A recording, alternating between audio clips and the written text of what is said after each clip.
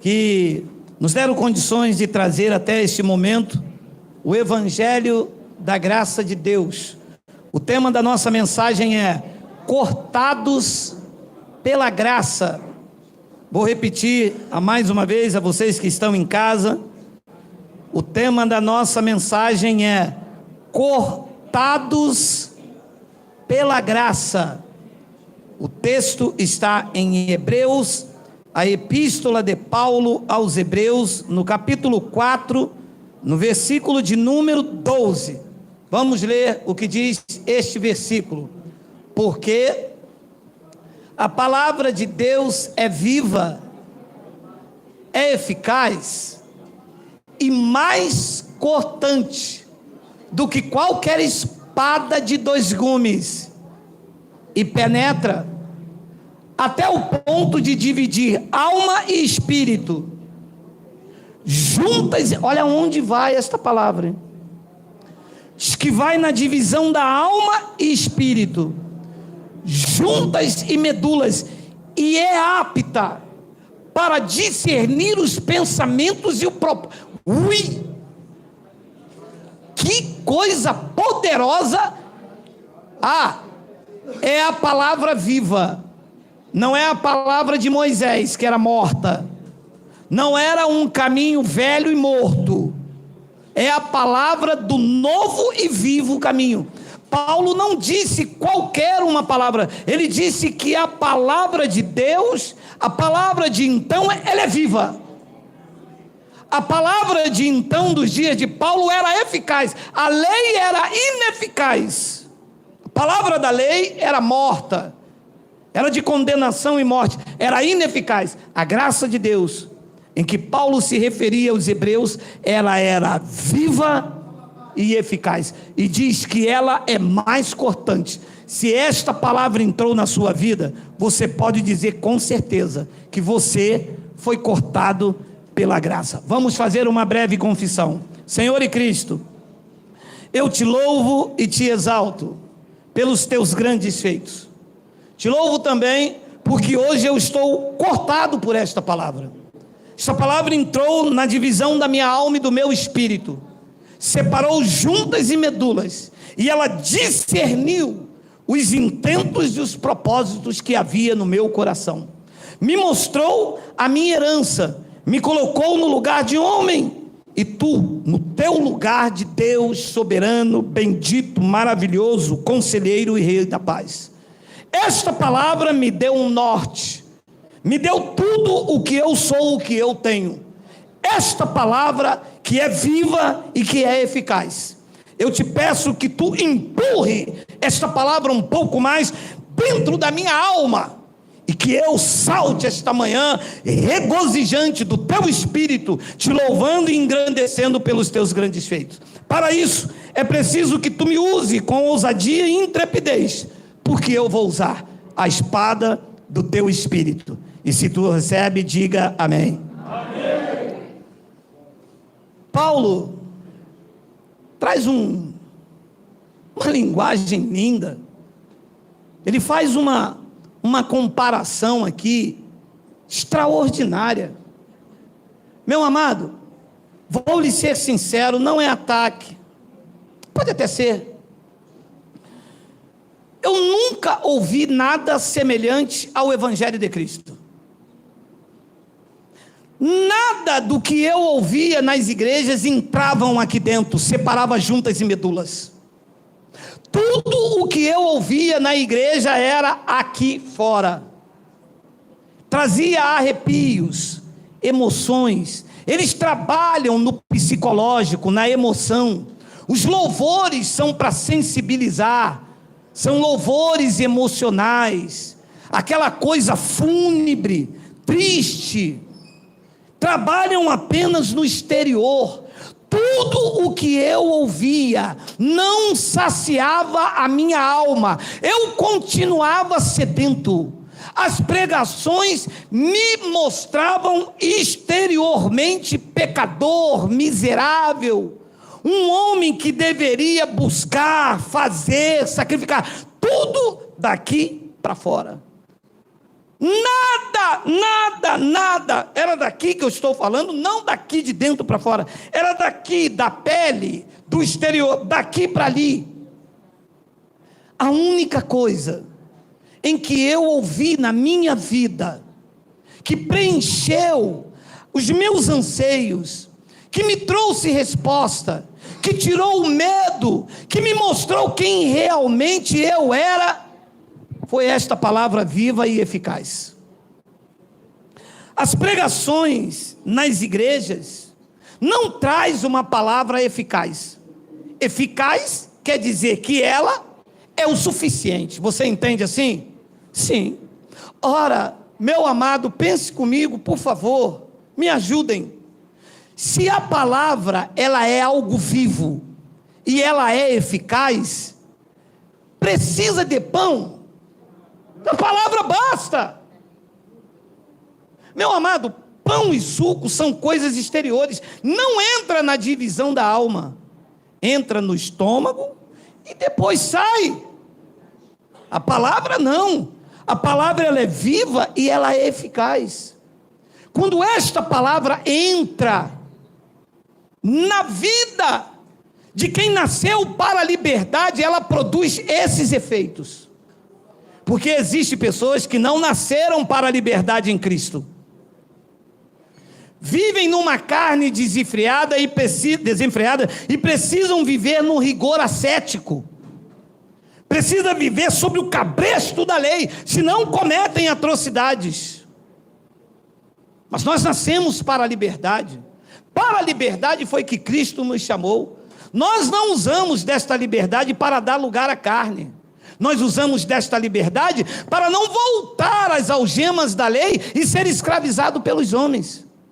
Quando eu paro para pensar, e me traz uma tristeza profunda, que eu me permiti quase 11 anos da minha vida ser escravizado por um homem, que eu tinha que render, bater continência para um homem, que quando um homem entrava dentro do salão, todos ficavam, que tem irmãos que vieram de lá, quando o homem descia as escadas, todo mundo estava sentado, todo mundo levantava porque chegou o pontífice. O pontífice, gostou, né? Meu amado, isso me traz uma tristeza profunda na alma, porque eu pensei que eu estava ali em nome de Deus, e eu estava reverenciando homens. Pasmem. Um homem com 40 anos sendo governado por um outro homem e dizendo, eu agora estou em graça. Eu nunca estive, meu amado, todo ser vivo que reverencia homens ainda não experimentou o corte profundo desta palavra. Você pode honrar, você pode respeitar e admirar, mas reverência só a Cristo. E mais ninguém. Então, quando eu penso nessas coisas, de quem deveria me mostrar o verdadeiro caminho da liberdade, me ocultou o acesso a ele, para me fazer vítima, eu fui vitimizado. Eu esperei achar o conhecimento, e ele me foi ocultado. Eu esperei encontrar Cristo, e eu encontrei manobras. Eu procurei liberdade, e eis que me vi escravo de uma palavra morta, ineficaz. Sim, ineficaz, porque eu precisava fazer o jejum, então a palavra já não tinha sua eficácia. E eu achava interessante, porque de vez em quando eu ouvi uma palavra que hoje sacode os alicerces da minha alma. Eles gritavam, Senhor, a tua graça me basta. Hoje, quando eu falo isso aqui me estremece, porque a graça dele me basta, mas eu não entendia. Ora, se basta, para crer o sacrifício. Ora, se a graça basta, quer dizer que é suficiente. É esta graça que Paulo está falando, que é uma palavra viva e eficaz. Se a graça me basta, por que é que eu tinha que pagar o preço? Ora, se a graça me basta, porque eu era obrigado a estar num culto quando eu não queria estar. Isso mexia, você sabe, isso batia aqui e voltava. O máximo que estas palavras produziam era dúvida e questionamentos aqui na mente. Entrava ferido, saía ferido, como muitos dos senhores estavam feridos até ouvir esta palavra viva e eficaz, que cortou a cada um de vocês e entrou na alma e do espírito. Eu sei que algumas pessoas ainda estão feridas, porque esta palavra, por ela ser mais cortante, o corte dela é o contrário. A palavra da lei produz feridas, que algumas delas são até eternas, mas o corte desta palavra não produz ferida na alma dos escolhidos, ela produz vida, e vida com abundância, esta mesma vida que você está vivendo hoje. É um corte diferente, é incisivo, profundo, certo, mas não causa ferida nem dores, pelo contrário, traz alegria, regozijo na alma. Quando esta palavra entrou na minha alma, meu amado, eu saltei de alegria. Me fizeram me ver como um pecador, um pobre, um miserável, de campanhas e campanhas, de buscas intermináveis no monte, de obrigações, de adoração pastoral, reverência ao púlpito.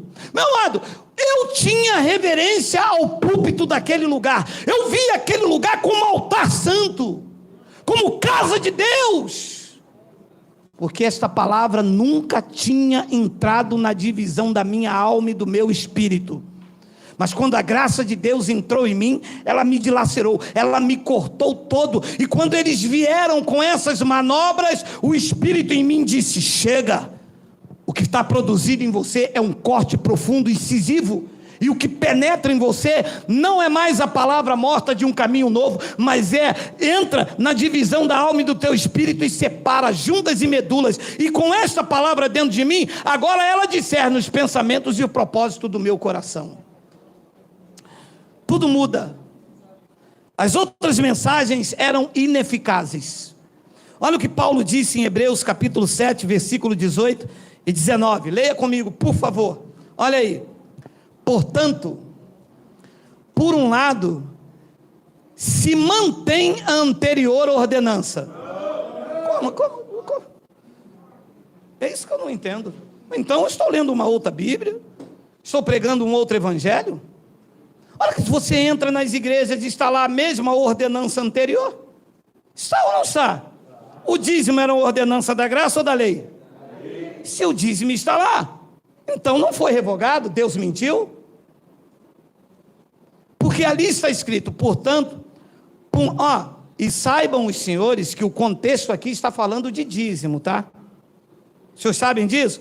Volta correndo para mim, só para não ficar na minha. Volta correndo lá no início. Vem no contexto, não temos tempo, mas já preguei várias vezes sobre isso. Vem mais, Miguel, vem. Coxa. Aí. Porque este Melquisedeque, rei de Selém, sacerdote do Deus Altíssimo, que saiu ao encontro de Abraão, quando voltava da matança dos reis, o abençoou. 2, para o qual também Abraão separou o dízimo. O contexto está falando do dízimo de Abraão, que foi levado lá para representar o sacerdócio levítico. Temos uma mensagem sobre isso. Todo o contexto de Hebreus, capítulo 7, até onde eu vou ler, está falando sobre a ordenança do dízimo. Agora coloca lá onde eu peguei no versículo 18, só para eles entenderem do que se trata o contexto, tá? 18. Portanto, por um lado, se revoga a anterior ordenança. De qual ordenança se tratava o contexto? Do dízimo. Está revogado, quer dizer que não se faz mais, não se coloca mais, ou deve continuar? Agora, por que é que os bacharéis em teologia, os professores da escola dominical, os pregadores, os evangelistas, os serapastel, os creme-craque samambaia, aqueles que dizem que Deus está falando, por que é que Deus fala com eles e não mostra esta palavra? Porque tem um negócio assim, ó, Deus manda dizer à igreja, mas Deus não manda dizer a palavra dele à igreja. A mim, Deus não me usa para dizer assim, Deus manda falar com vocês. Não, a mim Deus não usa assim. A mim Deus me usa para mostrar o que está revelado no Evangelho do Cristo, do dono da igreja. Olha o que está escrito. Portanto, por um lado, se revoga a anterior ordenança. Mas por que vai tirar o batismo? Por que vai tirar o dízimo? Por que vai tirar a Páscoa, que eles chamam de ceia? Por que vai tirar a lei do liberato? Por que vai tirar tudo? Por quê? Por causa da sua fraqueza e inutilidade. E os pastores continuam deixando o que é fraco e que é inútil. Ora, se tem algo que é fraco e é inútil, aquilo que é eficaz não entrou ainda. E o que é eficaz, que Paulo disse aos Hebreus? A palavra que penetra em almas. Só que as almas estão insensíveis à verdade do Evangelho. Elas preferem aquilo que é fraco e inútil. E são vítimas fáceis para os cães que ignoram estas verdades. Depois ele diz no versículo de número 19, pois a lei, palavra morta de condenação, nunca, se nunca aperfeiçoou coisa alguma, era uma palavra ineficaz. Entendeu agora? Quando Paulo disse a palavra de Deus é viva, ela é eficaz, essa aperfeiçoa. Paulo diz, nele vocês estão aperfeiçoados. A igreja evangélica pega isso ao pé da letra e diz, sabe o quê? Não, você não está aperfeiçoado não, você usa short. Eu chamo isso de pastores da carnal compreensão. Quando Paulo diz que você está aperfeiçoado nele, é o teu homem interior, é o teu espírito perfeito em Cristo, que não resta nenhum sacrifício para aquilo que Cristo fez mediante ao homem interior. Nele vocês estão aperfeiçoados pelo único sacrifício oferecido por ele. Entende? Não tem nada a ver com a sua vida carnal, com o seu terno, com o seu cortar de cabelo, com o seu brinco, com o seu batom. A igreja se prende nisso e produz robôs, zumbis, fanáticos. Não, eu não posso cortar o cabelo. Por quê? Porque o cabelo foi dado no lugar do véu. Compra um véu ali, minha filha, compra uma peruca, corta o cabelo, fica em casa com o cabelo cortadinho. Quando for para a igreja, você bota uma peruca igual da Cuca. Não tem a... Vai para a igreja de peruca. Faz igual a minha filha, quando estica o cabelo assim. A mulher tem esse negócio, aí joga o cabelo assim, mexe assim. Eu disse para minha filha, eu já vi, fez o cabelo. Amado, não tem nada a ver com essas coisas exteriores, pois a lei nunca aperfeiçoou coisa alguma. Olha, e por outro lado, se introduz a esperança superior, a graça pelo qual nós chegamos a Deus. Se introduz, já está introduzida, e a igreja nunca entendeu isto. Está preso num velho e morto caminho. Não há outra mensagem. E eu vou mandar um recado para os líderes. Se vocês não mudarem a mensagem de vocês, este rolo compressor chamado graça, que não faz vítimas, porque as pessoas estão dentro da igreja vítimas de um sistema fraudulento.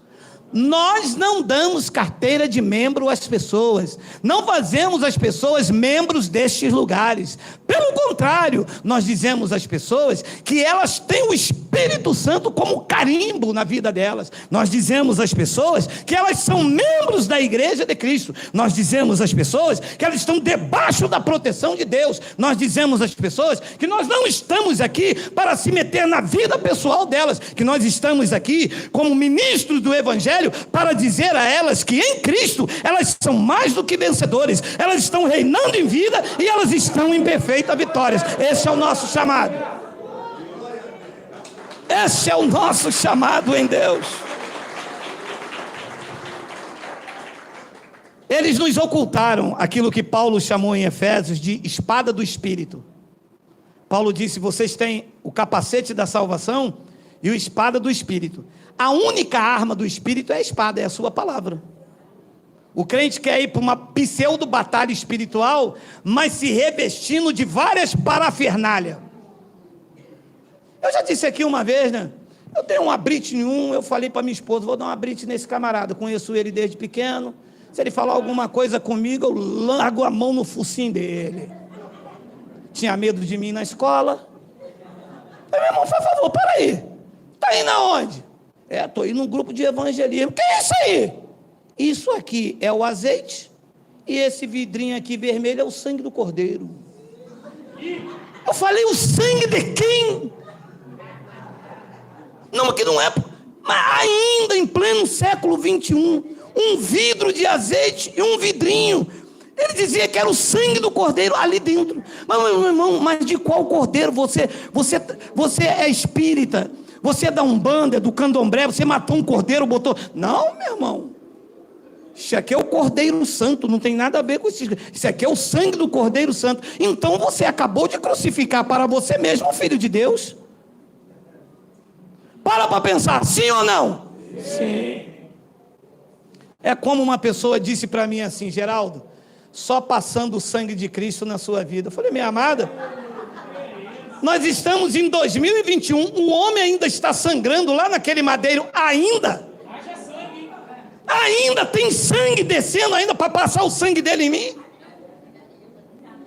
Você entende que as pessoas não avançam, não entram nessa esperança superior. O Senhor é o Espírito não sangra, sangrou, acabou. Sangrou lá no madeiro, tiraram naquele mesmo dia, madeiro para um lado, botaram o homem dentro daquele túmulo. Do terceiro dia, ele ressuscitou. Diga glória! Ele não pode sangrar mais, meu amado. Ele é Espírito, ele mora dentro de você. Quem crê que ele está na tua vida, diga glória a Deus.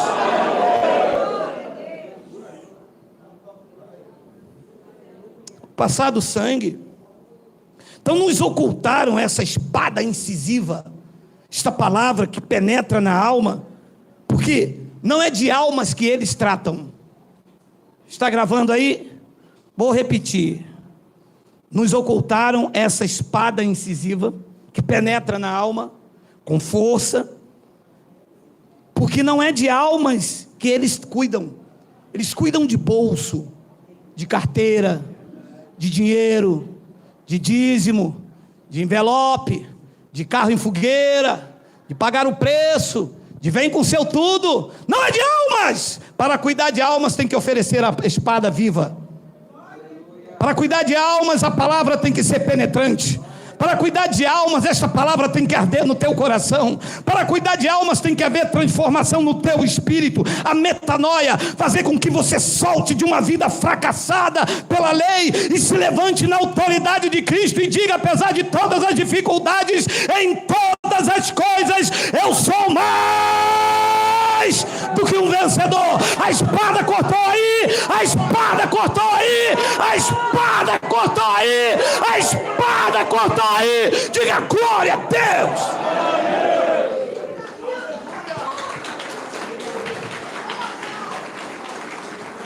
Não é de almas que eles cuidam de bolso, de propósito. Sempre foi assim. Nos dias de Pedro, que não conhecia a espada viva, Pedro era ministro da circuncisão. Eles estavam preocupados com o bolso. Em Hebreus, capítulo 2, versículo de número 9. Digita para mim, não está aí, Miguel? Desceu aqui fresquinho. E aí também desce uns negocinhos assim. Não, Hebreus não, Miguel. Gálatas, desculpa, estou coisado. É Gálatas. É o quê? Quem fala isso aí, irmão? Mas esse cara não é daqui não, meu irmão. Tem algum estrangeiro aí, meu mano? Algum judeu entre nós? E quando conheceram a graça que me foi dada, Tiago, Cefas ali é Pedro, e João, que era reputado coluna, me estenderam a mim e a Barnabé a destra da comunhão, a fim de que nós fôssemos para os gentios, e eles, Pedro, Tiago e João, para a circuncisão. Preste atenção com zelo e com entendimento que diz o versículo 10. Recomendando-nos, Pedro, Tiago e João chamou Paulo e Barnabé e disse o seguinte: que nós lembrássemos dos pobres, o que também nos esforcei por fazer. Então o que eles chamaram Paulo e falaram? Ora, nós somos judeus, nós vamos ao sinédrio, nós vamos os produtores de frutas, de folhas, flores, nós vamos aos sacerdotes, nós vamos à nata, vocês vão para os pobres, vocês ficam com quem não tem nada, vocês vão aos miseráveis, mas nós queremos cuidar do bolso, da carteira, do envelope. E Paulo e Barnabé iriam cuidar dos pobres, dos famintos, mas eles não sabiam que esses é que são os sinceros, aonde a palavra ministrada iria arder como gratidão e generosidade, não com essa barganha ilícita que se fazem em fora em nome de Cristo. E olha, o homem que mandou Paulo ir aos pobres, e eles foram para a nata, para a circuncisão, era a nata da época, era a religião oficial, o farisaísmo, a circuncisão, os que guardavam a Torá, os que adoravam na sinagoga, no templo, eram os benquistos pela sociedade, e os pobres, os gentios, ninguém queria, eles não quiseram. Olha esse texto de Atos capítulo 5, versículo 1, temos tempo? Temos? Ninguém sai? Não? Oh, glória! Entretanto, Atos capítulo 5, versículo 1. Entretanto, certo homem chamado Ananias, com sua mulher Safira, vendeu a propriedade de Pedro. A propriedade que Ananias e Safira vendeu era de quem? Vamos trazer para os nossos dias. Se você vender um carro, o que eu tenho a ver com isso? Você vendeu o meu?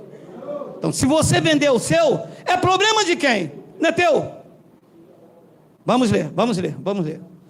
Entretanto, certo homem chamado Ananias, com sua mulher Safira, vendeu uma propriedade. 2. Mas, em acordo com a sua mulher, reteve parte do preço. Por que não pode não? Olha, se eu tenho lá na minha casa lá uma bicicleta, ela vale R$300. E eu chego para minha mulher e digo: ora, vendemos por R$300, domingo nós vamos aqui estar com os irmãos, vamos ajudar algum necessitado lá, você está de acordo que a gente dê 100? Minha esposa diz: sim. E que mal há nisto? Se a propriedade, se a bicicleta era minha, e se a propriedade era de Ananias e mulher dele, o que eles estão fazendo de errado? Mas, em acordo com a sua mulher, reteve parte do preço e, levando o restante, depositou aos pés dos apóstolos. 3. Então disse Pedro: Ananias, por que encheu Satanás uma ideia opositora a teu coração, para que mentisse o Espírito Santo, reservando parte do valor do campo? Segura. Você pode ver que a estratégia não muda, é sempre a mesma. Não, porque o Espírito Santo está me falando. Não está falando nada. O Espírito Santo não pode falar algo comigo se ele mora dentro de você, não falar com você também. Sim ou não? Sim. Quem tem o Espírito Santo aqui, diga: Abba, Pai. Abba, Pai. Se falou comigo, tem que falar por você, porque eu não sou seu representante diante de Deus. Mas a estratégia não muda. Para botar medo no gado, eles usam o quê? Porque o Espírito Santo me disse. E esta frase é usada pelos líderes aí para botar medo, tá? Amém. Meu irmão, como é que o homem mentiu o Espírito Santo se ele que vendeu não era do Espírito Santo, era dele? Que mentira foi essa causada pelo Espírito Santo se o homem vendeu o que era dele, não de Pedro? Você entende que as manobras são sempre assim, porque não cuidam de almas. Pedro, Tiago e João disse: você vai aos pobres. Nós não queremos nada com esse povo. Você vai aos pobres. Eles foram para a nata. E aqui está o cuidado exacerbado com aquilo que nem era dele. Primeiro que Pedro não era levita, não poderia nem receber dízimo. Sim ou não? Sim. Pedro não era sacerdote. Pedro não era sumo sacerdote. Pedro não era da turma de Levi. Como é que Pedro, mesmo que a graça não tenha chegado a ele, está cobrando o homem aquilo que não é dele? A propriedade era dele? Não. Ele era sacerdote levita para cobrar o dízimo do cara? Também não. O que é que Pedro está exercendo ali? Uma autoridade em cima daquele que não era dele. Pedro está cuidando da alma do homem ou está cuidando do bolso? Do bolso. E a síndrome de Pedro está aí fora. Ao invés de oferecer a palavra viva, oferece palavra de condenação. Foi o que o argumento aqui começa. Então disse Pedro: Ananias, por que encheu Satanás teu coração para que mentisse ao Espírito Santo, reservando parte do valor do campo? Está tudo errado, Pedro. Ele não reteve nada do Espírito Santo, era dele. E ainda se ele retivesse alguma coisa, você está se metendo numa área que não te diz respeito. Você não é sacerdote levita. Eram os levitas que tinham, que se tivesse que pedir alguma coisa a Ananias, era os levitas, o levita, o sacerdote representante do templo, que tinha que cobrar ele, não Pedro. Pedro não era sacerdote, Pedro era apóstolo, discípulo de Jesus de Nazaré. Compreende? Perfeito. Versículo de número 4, olha aí. Conservando-o, porventura, não seria teu? E vendido não estaria em teu poder? Como, pois, assentaste no coração este teu desígnio? Não mentiste a homem, mas a Deus. Mas o homem não mentiu a Deus, vendeu o que era dele. E por generosidade deu quanto ele quis. Ou não é esse o propósito depois da cruz?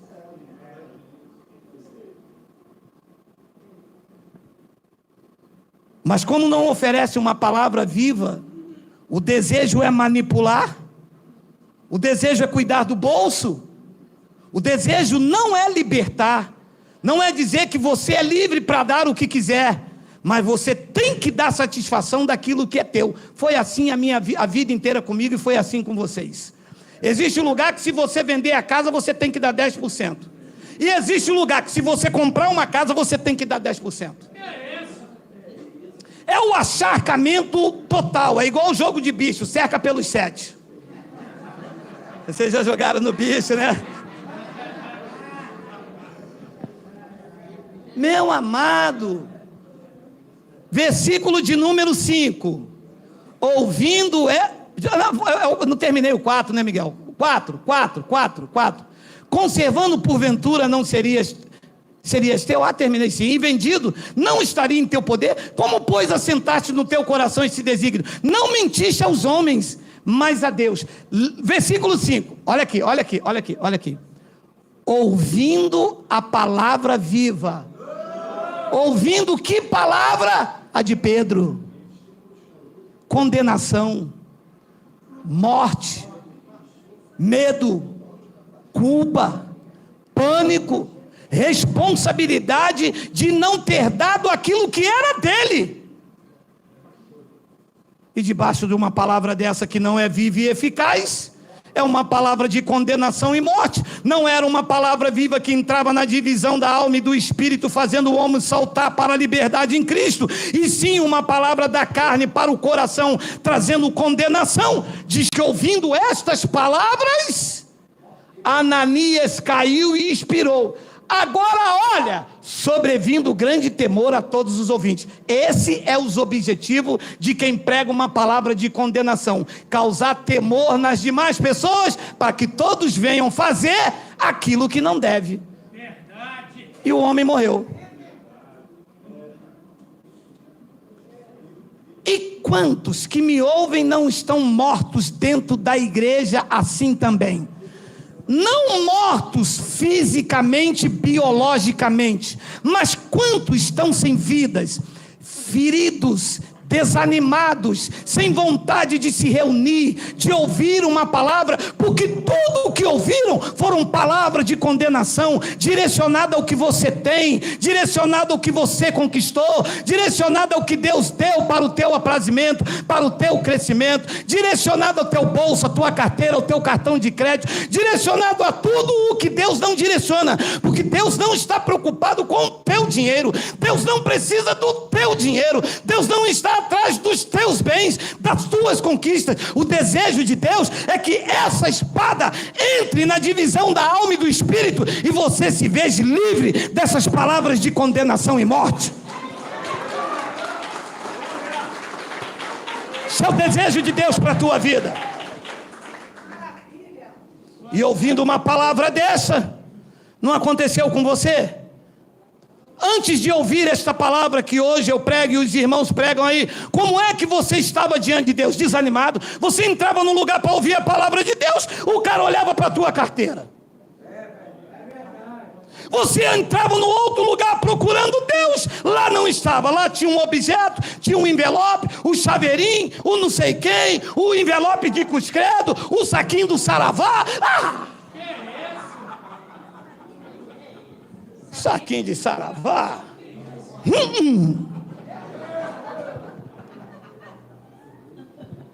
Cruz. Acabou não. Ele era do bom, ele era tranquilo, ele era gente boa, ele era o chefe da convenção, meu irmão. Sem dó e sem piedade. Olha o que diz o versículo de número 6. Levantando-se os moços, cobriram-lhe o corpo e o levando o sepultaram, porque o homem vendeu o que era dele. Acabou. E aí? Vamos continuar o culto. Se preocuparam se o homem era casado, se tinha chefe de família, se tinha um emprego, se ia sustentar, apenas porque vendeu aquilo que era dele. E o que matou ele foi que ele ouviu aquelas palavras. O que está matando os crentes é que eles estão debaixo de uma palavra que não é viva e não é eficaz. É uma palavra de condenação e morte, que estão matando os crentes, ao pouco, mas estão matando. Repito, não é uma morte biológica, é uma morte que é aqui dentro, que acaba com a pessoa, que tem uma hora que ela tem vontade de se matar, porque ela não corre, ela se sente culpada, ela se sente o pó da terra, ela se sente um miserável, ela se sente que ela vai morrer.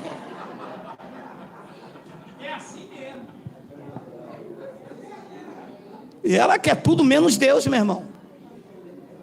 Não quer nem, meu amado, eu sei. Porque existem pessoas que não querem nem mais ouvir falar de evangelho. Porque evangelho para eles é só tomar dinheiro, pedir dinheiro. Aí vem a frase que eu corroboro, assino embaixo: todos os pastores são iguais. Não adianta não dizer não que todos são iguais. Se é pastor, tem uma denominação, manda, tem salário, todos eles são iguais. O senhor não tem medo de falar? Espera aí que eu já volto. Tirim-tim, tirim-tim, tchiquim-tim. E tem mais, eu não toco sozinho não. Quem me ajuda a tocar aqui, diga amém.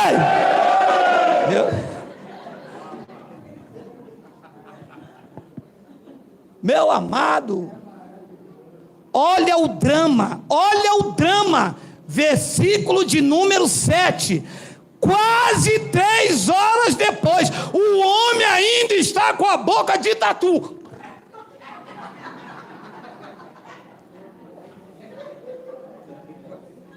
Quase 3 horas. Gente, vocês acreditam que isto era lá em Jerusalém, o homem apóstolo de Cristo? Quase 3 horas depois, entrou a mulher de Ananias, não sabendo o que ocorrera. E imagino que lá vem a mulher, né? Fez igual a minha filha com cabelo. Acho que Pedro falou, lá vem ela, deixa ela comigo. Desgraçada, vai morrer!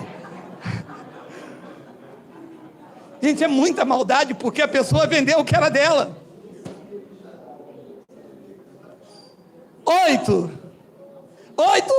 Então, Pedro, dirigindo-se a ela, perguntou-lhe, olha a astúcia, aquilo que nós pregamos, olha a hipocrisia. Deveria chegar e falar, teu marido cometeu uma parada aí, eu também fiz um negócio que não foi legal, a senhora está me entendendo? Está tranquilo, está favorável.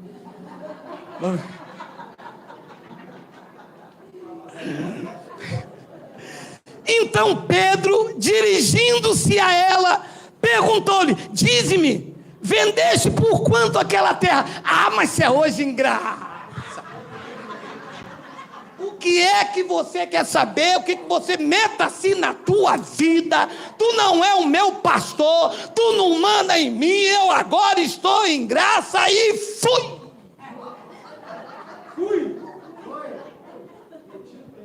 Leia. Então Pedro, dirigindo-se a ela, perguntou-lhe, dize-me, vendeste por quanto aquela terra? Ela respondeu, sim, portanto. Cadê meu marido? 9. Tornou-lhe Pedro, porque entraste em acordo para tentar o Espírito do Senhor. Pedro, ninguém tentou o Espírito do Senhor. Eles venderam, a casa era deles. Tira esse negócio de Espírito Santo. Não coloca o Espírito Santo no meio disso. Os pastores amam colocar o Espírito Santo no meio da maracutaia deles. Que o Espírito Santo está me dizendo, uma reunião com 2.000 pessoas, o Espírito Santo está me dizendo que alguém aqui, alguma mulher está naqueles dias. Quais dias? Quais?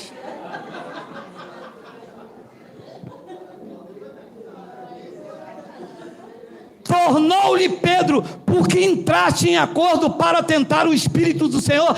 Eis aí a porta dos que sepultaram teu marido, e eles também te levarão. Cara, mas vem cá, é palavra viva ou palavra de morte? De morte. E esta palavra ali está direcionada ao bem-estar, à alma, ou direcionada à carteira e o bolso daquilo que eles venderam? É isso que está aí fora nas igrejas. Ele matou o homem, não satisfeito, matou também. Ah, mas se eu fosse Lucas que escreveu isso, eu ia averiguar e ia escrever ali. E logo após sepultarem, Pedro foi lá debaixo do colchão, e em vez de pegar uma parte do dinheiro, pegou tudo e viveu feliz para sempre com a sogra dele. Meu amado, isto não é uma palavra viva que produz vida. Isto são palavras de morte que os crentes estão aí. E é por isso que esse evangelho tem causado um reboliço, porque nós não lançamos esse tipo de palavra sobre as pessoas. Nós dizemos que você é livre, que você deve dar satisfação ao seu marido, a esposa ao seu marido, o marido à sua esposa. Você não deve dar satisfação a homens, você não deve satisfação a pastores, a papa, a bispo. Lance sobre ele toda a sua ansiedade. Eles não querem cuidar da tua alma, do teu bem-estar, estão preocupados com o teu bolso. Eles querem é o teu dinheiro. Tito capítulo 1, versículo 11 aí na Bíblia Viva, Miguel, coloca para mim por favor, coloca na Bíblia Viva por favor, com todo respeito, olha aí. Pois há muitos que se recusam a obedecer. Isto é verdade, especialmente entre aqueles que dizem que todos os cristãos devem obedecer às leis judaicas. Olha aí, isto, porém, é uma conversa absurda que torna as pessoas cegas à verdade. Vou repetir: pois há muitos que se recusam a obedecer. Isto é verdade, especialmente entre aqueles que dizem que todos os cristãos devem obedecer às leis judaicas. Isto, porém, é uma conversa absurda que torna as pessoas cegas à verdade. Versículo de número 12: e é preciso fazê-los cessar. Leia: famílias inteiras já foram desviadas da graça de Deus. Estes mestres estão apenas atrás da carteira, do dinheiro, do envelope de vocês. Diga glória a Deus que nós não entramos mais nisso.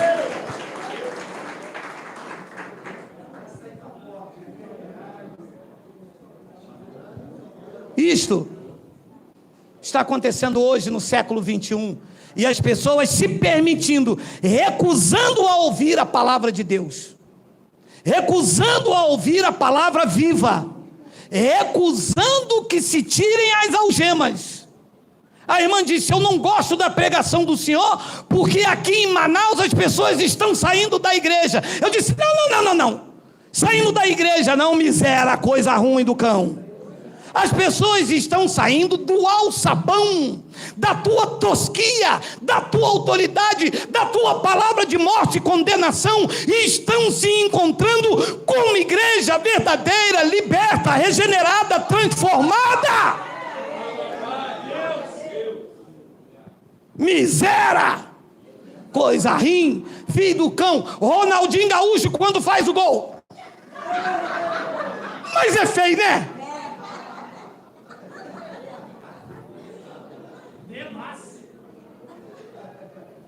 É disso que as pessoas estão saindo e entrando para a graça de Cristo.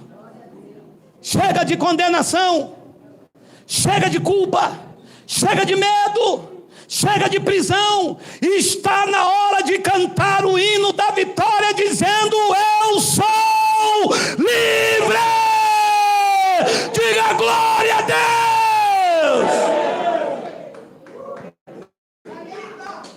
Ninguém me manda. Quando a pessoa ouve o evangelho de Cristo, é diferente. Ela não se permite mais essas expressões de Pedro: está aí o que te mataram. Hoje é diferente. Ela diz: estão aqui os que encontraram a vida de Cristo junto comigo.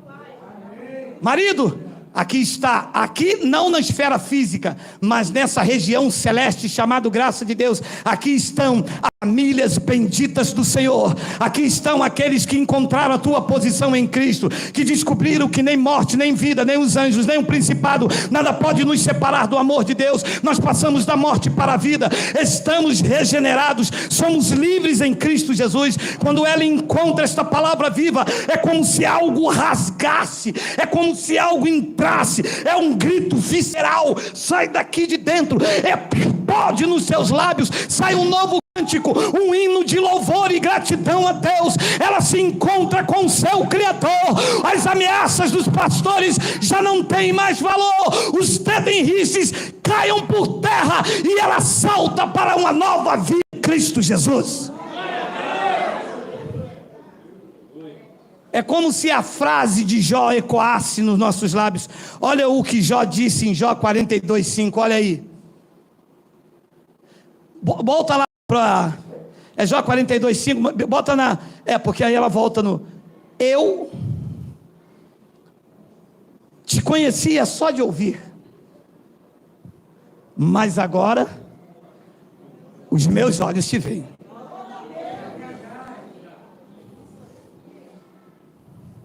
Eu conhecia só de ouvir.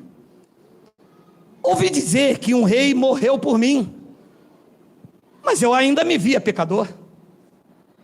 Eu ouvia dizer que um rei morreu para me dar salvação, mas eu ainda me via perdido.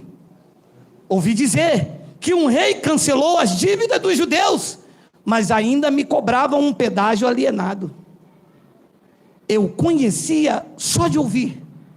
Ouvia dizer de um Deus criador, mas que a criatura mandava mais do que ele. ouvia dizer num Deus eterno, Pai dos Espíritos, mas que eu iria sucumbir se eu não desse dinheiro a ele. Eu te conhecia só de ouvir, mas quando essa espada afiada entrou na divisão da minha alma e do meu espírito, agora eu te vejo. Vejo pelos meus olhos, vejo hoje um pacto perfeito, vejo um povo feliz, vejo um povo reinando em vida e em perfeita vitória. Vejo um povo que tem a certeza da sua segurança em Cristo, que nem morte, nem vida, nem anjos, nada separa do amor de Deus. Agora vejo completamente que existe duas alianças. Vejo completamente que eu não sirvo a Jesus de Nazaré. Vejo completamente que eu nasci para ser mais do que vencedor. Eu conhecia só de ouvir, mas hoje os meus olhos veem e entendem que a graça de Cristo me basta. E Gálatas capítulo 5, versículo de número 1, um clássico entre nós, diz o seguinte, olha lá, tem aí, para a escravidão, para a liberdade, foi que Cristo nos libertou. Quantas vezes eu disse isto? Abençoado, deixe ele repetir uma frase que eu disse ontem. Liberdade sem igualdade não é liberdade, é hipocrisia. Liberdade é você entrar e sair de um recinto deste e não ter obrigação nenhuma de ter que voltar sobre a minha autorização. O que passar disto é uma liberdade velada, é uma hipocrisia. Ser livre é ser livre e ponto. Ninguém que está aqui esta manhã pelo YouTube está obrigado a ouvir esta mensagem. Ninguém que está nesse recinto aqui hoje está obrigado a voltar domingo que vem. Vocês são livres e estejam aonde você estiver, presencialmente, no YouTube ou não, vocês sempre serão a Igreja de Cristo, comandada pelo vosso pastor, Cristo, o cabeça da igreja. Pode dar um glória a Deus, por favor? Glória a Deus. Isso é liberdade oferecida.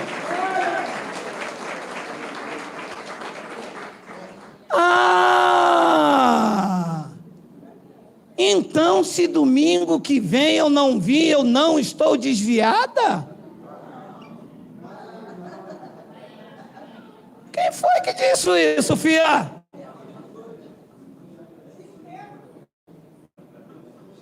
Se do domingo que vem você não vir, não vou te abraçar, não vamos aqui trocar abraço, tomar aquele café gostoso, continuarás sendo a igreja de Cristo. Mas e se eu não vir e mais 7 diabos pegar você? Olha, ouça.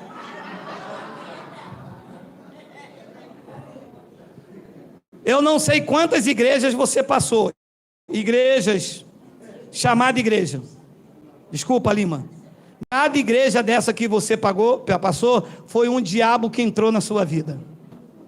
Eu não sei, alguém aqui já passou por mais de 5, só aí são 5 diabos. Cada lugar desse aí que entrou na sua vida ferindo com palavras para te ferir, te machucar, tirando você do foco que é Cristo, foi um diabo que entrou na sua vida e se tornou o seu estado 5 vezes. Se passou por 5, se foi 7, foi 7 vezes. Tem pessoas que já passou por 10, tomou 10 banhos e tornou o seu estado pior, que tem uns que quando tomou banho voltou gripado. A minha falava glu, glu, glu, glu, glu.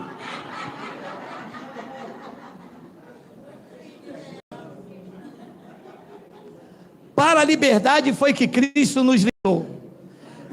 Permaneceis firmes e não vos submetais de novo ao jugo de escravidão. Tem um que eu procurei ele. Eu estou com saudade de um abençoado. Chamar ele para almoçar lá em casa. Mulher, já vou até preparar aqui uma lasanha e tal. Eu fui procurar o pai dele, ele falou que não, foi para o culto. Eu falei, mano, não se deve ir ao culto, porque o culto é racional. deve ir para a reunião. Ele, mas é sábado, 9 horas da manhã, nossa reunião é domingo. Ele, não, é que ele agora foi consagrado a evangelista.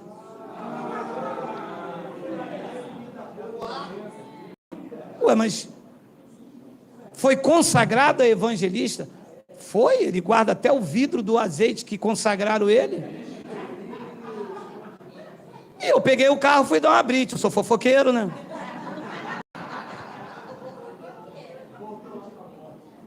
É que a espada do Espírito não entra em almas insensíveis. A espada do Espírito, ela entra na alma para quem nasceu para a liberdade. Você pode pegar essa espada na Antônia e enfiar na Antônia. Não adianta, ela é sargentona. Ela usa assim um cachecol aqui, um rabo de cavalo. Na ponta ela bota umas 3 giletes, e quando você fala da graça, ela...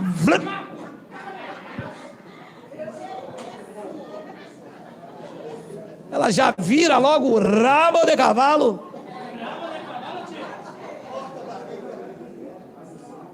Quem não nasceu para a liberdade nunca terá as marcas de Cristo no seu corpo. Preferem ter as marcas da lei, o cajado de Moisés, o joelho ralado, as olheiras, são as marcas do sistema. Olheira, joelho ralado, uma vida apática de perdedor, mas nunca terá as marcas de Cristo, que são as marcas produzidas pela espada do Espírito. Ela corta o homem de um lado, corta do outro. Ela entra aqui achando que é o maioral. A palavra coloca ela no seu lugar. Ela se acha que ela pode mandar no Espírito Santo, e o Espírito Santo trabalha no seu interior, coloca ela no lugar de homem e Deus no lugar de Deus. Não tem lugar para cão, para autoridade de homem. Aqui o presbítero não manda, aqui o pastor não tem voz, aqui o presidente da convenção a gente diz cite, aqui é o pastor presidente, nós dizemos quieto cão, na coleira da graça. O que é produzido aqui não é palavra de morte, o que é produzido aqui é a espada do Espírito, que cortou você de alto a baixo, cortou você, está cortando o Brasil, vai cortar o mundo, porque a sua graça nos basta. Diga glória a Deus.